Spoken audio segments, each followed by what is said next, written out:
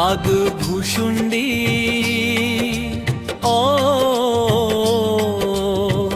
और गरुड़ संवाद का इतिहास। काग भुशुंडी कौनन थे? काग भुशुंडी कौनन थे? काग भुशुंडी एक महान राम भक्त थे।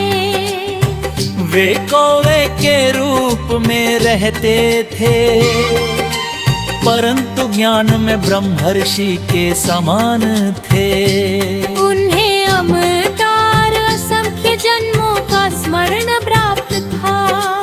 उन्होंने श्री राम की लीला को कई बार घटित होते देखा था।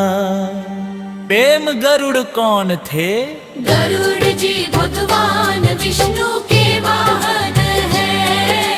वे शक्तिशाली ज्ञानी और देवताओं में श्रेष्ठ माने जाते हैं। प्रारंभ में उनके मन में भक्ति से अधिक ज्ञान का अहंकार था।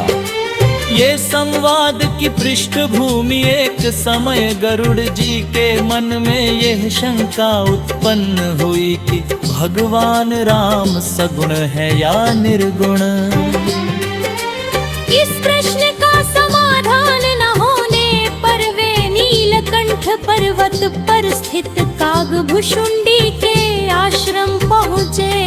वहीं से यह दिव्य संवाद प्रारंभ होता है। राघव शिक्षाएं।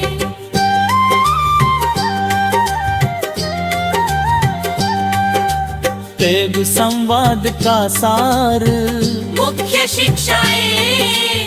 वेद भक्ति ज्ञान से श्रेष्ठ है। काग भुशुंडी कहते हैं कि बिना भक्ति के बन अधूरा है। श्री राम को पाने का सबसे सरल मार्ग अनन्य भक्ति है। सगुण निर्गुण का रहस्य। राम सगुण भी है और निर्गुण भी। भक्त की भावना के अनुसार वे रूप धारण करते हैं। वीर अहंकार का त्याग गरुड़ जी को काग भुशुंडी ये सिखाते हैं कि ज्ञान का अहंकार भी बंधन है। विनम्रता ही सच्चे ज्ञान का द्वार है।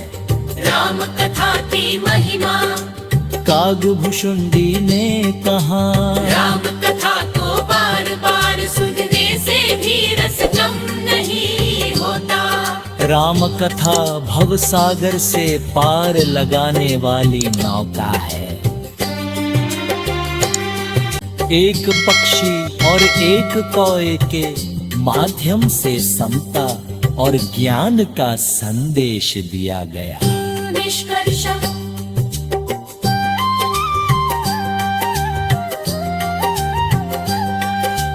काग भुशुंडी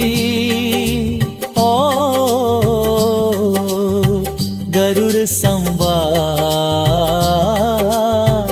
हमें यह सिखाता है कि ईश्वर को पाने के लिए विद्वान होना नहीं, भक्त होना आवश्यक है। गरुड़ जी को काग भुशुंडी यह सिखाते हैं कि ज्ञान का अहंकार भी बंधन है।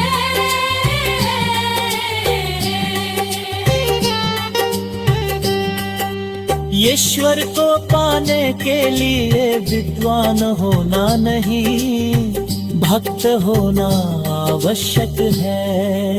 गरुड़ जी काग भुशुंडी